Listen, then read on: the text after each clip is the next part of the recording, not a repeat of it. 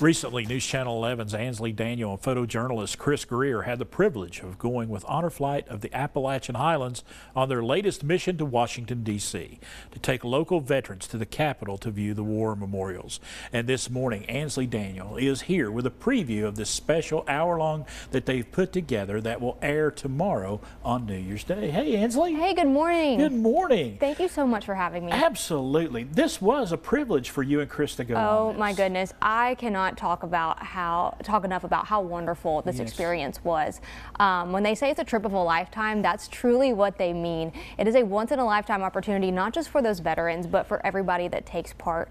We actually got to go back in October, and it was only a few weeks after Hurricane Helene hit. So this trip is healing no matter when it happens for these veterans. But this trip was particularly special because it happened right after our region saw so much devastation, and it brought so much hope and a lot of happiness to these veterans at a time that they really needed it. How many veterans went on the trip? So there were 18 total. Each one of them does have a guardian, and we had some special guests on this trip. There was one Korean War veteran, there was a couple on the trip, and a set of twin sisters. Oh, wow. So an eclectic group. Yes, and so a lot of people will get to see that when they watch this special. We'll kind of, walk through some of their stories and how they ended up in the service and kind of what the service means to them.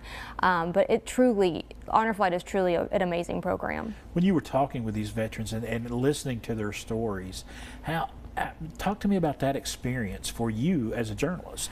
It was really incredible to hear the healing aspect of it as it was happening. A lot of these veterans, they hold it in, and I feel like I can say that as I talk to veterans every single week for Veterans Voices. A lot of them hold it in, and they're kind of hard on the outside. But when we went to the Vietnam Wall, there was one veteran in particular that broke down. I did not expect him to be emotional at all. I didn't really expect him to open up to me at all, but he broke down. And later on that night, we did an interview, and we talked a lot about his experience and just how healing this Honor Flight trip has been after 5+ decades since the Vietnam War. He said that he feels better this trip. And talk to me about Honor Flight as an organization. Talk to me about all the effort that they put in to make these trips so special. Oh my goodness. Well, they literally roll out the red carpet before you leave on the trip, and it is still out well beyond when that trip is over. They do so many things before the trip starts. They do so many things post-trip. But when the veterans are on this trip, they are literally treated like royalty. There are constant snacks everywhere. They are constantly being cheered on. They have groups that come out and take their luggage to their rooms, and they really try to treat them with the respect that they deserve, but also to give them that welcome home, because a lot of these veterans that they serve are Vietnam era veterans, and as we all know, that was a controversial war, and a lot of those veterans did not get the welcome home. They don't get the appreciation for what we see today. So I think that really Honor Flight, they put their all in. It takes a lot of time and effort on the back end and on the front end, but they also rolled out that red carpet for us last night at a premiere. I was going to ask you about that premiere. Is going on down to Jonesboro Senior Center. Tell us how that was received.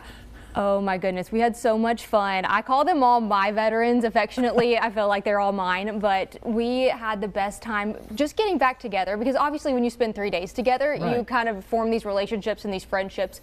But to watch them watch all of our work, that was a really special moment for me. To hear them cry and to see the emotion in the room really touched me. I worked on this with photojournalist Chris Greer, and this was, such an incredible experience for us to go on together. But there was a lot of hours that was put into this when we were in D.C. as well as when we came back home. So to watch it all unfold last night for the group that it was made for was really special. Chris is so very talented. He's a really talented gentleman, and for y'all to get together, and I know that you shot a lot more than you actually put into this. That's the way it always goes. Yes. There was a lot of hard work went into this hour-long special. Absolutely. Not only, like I said, while we were in D.C., because that trip, when they say it is down to the minute, that trip is literally down to the minute. So we were having to fit in, making sure that we got enough footage at each stop, but also that we were able to shoot things like stand-ups where people see me on camera. We wanted to be sure we had enough time for all of that. And then of course when you get home, that's when the hard work is, because you have to really start cutting it up, editing, and figuring out what do we use, what do we not use. So I'm trying to squeeze out as much as I can of it. So some of it will pop up in some Veterans Voices before and after the special. So we've already got one online that's kind of teasing to it. So we're really trying to squeeze all of that in to show A, that we had so much fun, but B, to use all of our time wisely that we spent there in DC. All right, Anslee, Happy New Year. I know you folks are looking forward to seeing this very special hour Yes. coming up tomorrow. Well, thank you for having me and letting me talk about one of my favorite topics. Absolutely. Let's give everybody the information about this. It is Honor Flight of the Appalachian Highlands, that very special trip Anslee and Chris went on New Year's Day at 10 a.m. on ABC Tri-Cities. We will also, if you miss it, don't worry, you'll have another chance to watch on News Channel 11 at 5 p.m. It's also coming on early in the morning that morning. And if you know a military hero you'd like to see recognized, just go to WJHL.com, click on Veterans Voices under the Community tab, and we're back to wrap up our final daytime Tri-Cities of 2024 right after the break. So stay with us.